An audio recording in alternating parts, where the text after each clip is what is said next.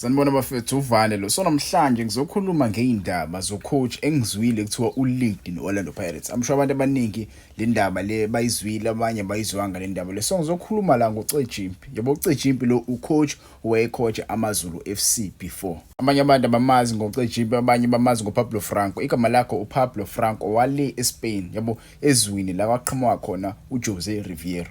Wajoyina ke AmaZulu back in 2023. Ngenkathi ethatha lo msebenzi lo kuba ucoach wamaZulu, siningi izinto ezashintsha kumaZulu. Yabo amaZulu sawabona manje esedlala ibhola elithe ukuba ngconywana. Yabo mhlambe ngeke ngisho ukuthi mhlambe ziningi izinto ezashintsha because umuntu owafaka leyo nto leyo ulo coach lo Benny McCarthy. Manikhumbula ke Benny McCarthy uyena kahle kahle transform amaZulu. AmaZulu nje wabona nje esedlala ngosikhathi ephethe uPablo Franco ingoba uBenny McCarthy wayeseyifakile vele iblueprint lapha. Yabo yena ke wafaka wanezela la enezela khona. Yabo izinto azimhambelanga kahle kule season because uxoshiwe kule season. Ube ucoach oqala mengikhumbula kahle exoshwa kule season ngoba amaZulu bengawanikezi lento le uBongani Zungu ateyidinga. Yabo uZungu, uSandile Zungu, I mean not uBongani.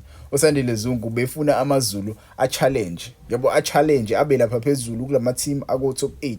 But ke akwazanga lokho ukukuletha ucoach badecide ukumxosha balanda bani uAtazwane benovilakazi. Yebo Atazwane benovilakazi, uvilakazi ke usheshe washiya uAtazwane uyena ukwazile ukususa iclub adile ezantsi ko number 16 wayisusa iclub. Right now iclub ibila ko number 6. Yebo beqede ku top 8 bek number 6. Yebo baqede bek number 6. Next season bazodlala iMTN Need. Yabo that's an achievement for iclub enjengamaZulu. Yebo but ke angizile ngizokhuluma amaZulu kakhulu la, ngizokhuluma lo coach lo. Mase sibheke la ama club asika wa coach before. Yabo sibheke la back in 2017 2018 iclub ekuthiwa iBJ Enterprises. Yabo club ekuthiwa iBJ Enterprises way assistant manager khona. Wasuka khona wajoina iReal Madrid. Yabo Real Madrid waba yiopponent analyst yeReal Madrid. Lapho khona wasebenza nabo coach abanjengo Zinedine Zidane. Wasuka lapho wale I think le club le iKaizer SC yaseQatar if I'm not mistaken. Yabo wahlala khona from 2019 until 2021. Yabo wathi sesuka khona wayojoina iSimba SC. Simba SC wahlala khona isizini eyodwa if I'm not mistaken. Wahlala u2021 until 2022. Wathi sesuka kwiSimba wajoina amaZulu FC. Yabo and ushiya amaZulu FC ngoDecember. Not ngoDecember bese ushiya amaZulu ngoSeptember 2024, not December, September 2024 last season. So lana kune article lephumile ekhuluma ngaye uPablo Franco. uPablo Franco reveals when he received Orlando Pirates offer. Yabo Pablo Franco wathola ioffer eOrlando Pirates. But le offer le Orlando Pirates akayitholanga recently. Yabo akayitholanga recently, yinto vele le akade ayithola. Yabo umsebenzi Orlando Pirates for yena akade wavuleka. Yabo yena ngokwakhe ngabe kade ayijoin Orlando Pirates. Asesifunde le article kahle kahle ithini.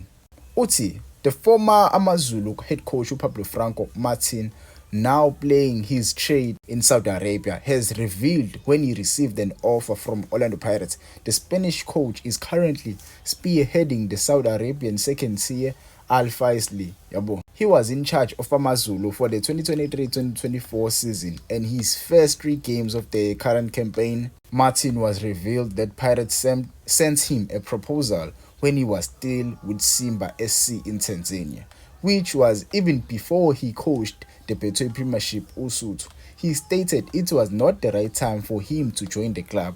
When asked if he'd be interested for umsebenzi azothola Orlando Pirates following Jose Riveiro's exit, he said, "Of course, I always want to train with the best teams as possible." Yabo I always want to train with the best teams as possible. Asazi uqonda ukuthini lapho ungangikhulumela wena, but yena wathi of course. Mibe mbuzo ukuthi okay, Orlando Pirates usehambile Jose Riveiro lo wade coach Orlando Pirates. Would you be available? Would you be interested in coaching Orlando Pirates ekuthatheni lo msebenzi lo? Uthi of course, I always want to train with the best teams as possible.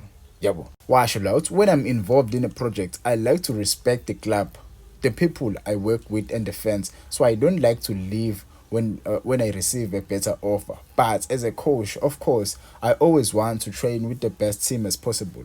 Pirates are such a big club, and they are right now they're in a place they deserve, winning trophies and being dominant on the continent. Since I arrived in SA, I've always said that the credit is for their players and the technical staff, but also for their owner and the board, because they believed in the project and supported them in bad days. That is why they collected trophies now. Yabo. Ngokwakhe ucijimpi ngokwakhe usafuna ukuyijoin Orlando Pirates. Yabo.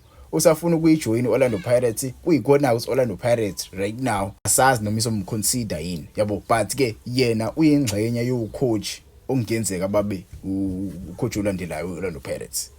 Yabo, angazi ngizizwe kanjani ngale indaba lezi, because mase uyibheke na iCV yakhe, iCV ephathekayo. Shiya nje ukuthi sewakho nje amaZulu before and wahluleka ukwanikeza isicoco amaZulu. Sikushiye nje eceleni lokho. Yabo, because now uJose Rivera efike kuLorlando Pirates wafika engasiyena ucoach one-CV right. Yabo, efikeni kwakhe wafika engasiyena ucoach one-CV right, but mase compare Orlando Pirates.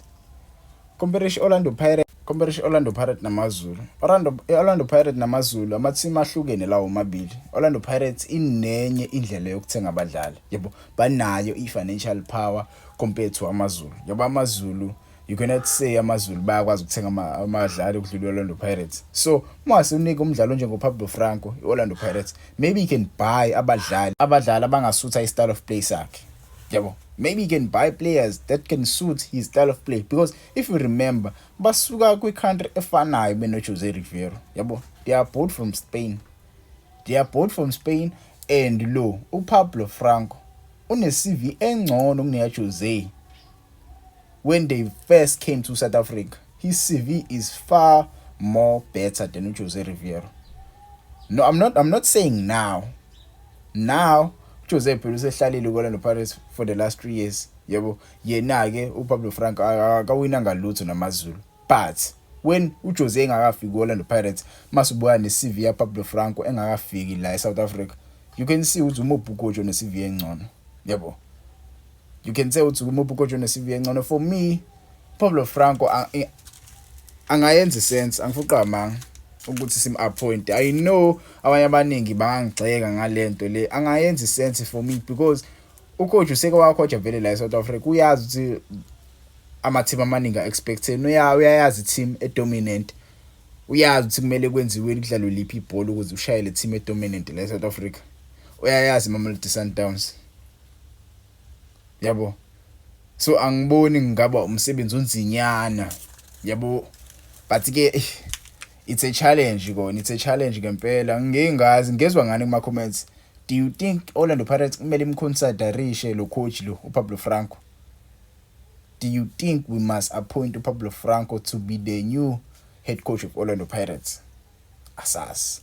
But for me, coach, he's a Spanish tactician njalo. Uyayazi into ayenzayo. Ucoach osehambile, phuma kwiReal Madrid lo coach lo. Yabo, phuma kwiReal Madrid wakhona ukuseka wakhoja la kwiBetway, but right now ule Saudi Arabia. Yabo, anything can happen bafethu. Yabo, baningi ocoach asebelinked neOrlando Pirates, Marco Rose, Rulani Mkwena, nangu nocijimpi naye. So nje, kuningi impela, kuningi. Ngezwe ngani kuma comments. Do you think lo coach lo angakwazi ukuyibamba i-institution ayise la ifuna ukuya khona? Because right now i-league kuphela esifuna ukuyiwina, i-league maybe na i-Champions League, because last season we came so close ukuthi sifike kwi-final. But ke nangu ucijimpi la esho ukuthi yena akanankingi Orlando Pirates mayasifike manje nayo i-offer angavuma. Yebo, angavuma ukuthi i-institution imthathe. Sekuzoba i-institution ukuthi iyamconsider yini, because yafika vele i-institution kuyena before azajoin amaZulu.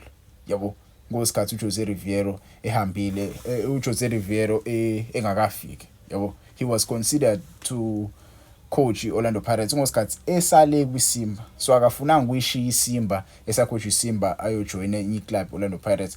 Wakhetha ukuthi ahlale iziphele icontract yakhe kwiSimba. Wase Orlando Pirates ayisithatheleke isinqumo ukuthi iconsider uJose Rivero. But ke ucijimpi yena uthi akanayo inkinga, angajoyina noma minini Orlando Pirates imisho ukuthi ifuna ucoach. Yabo, asazi ke.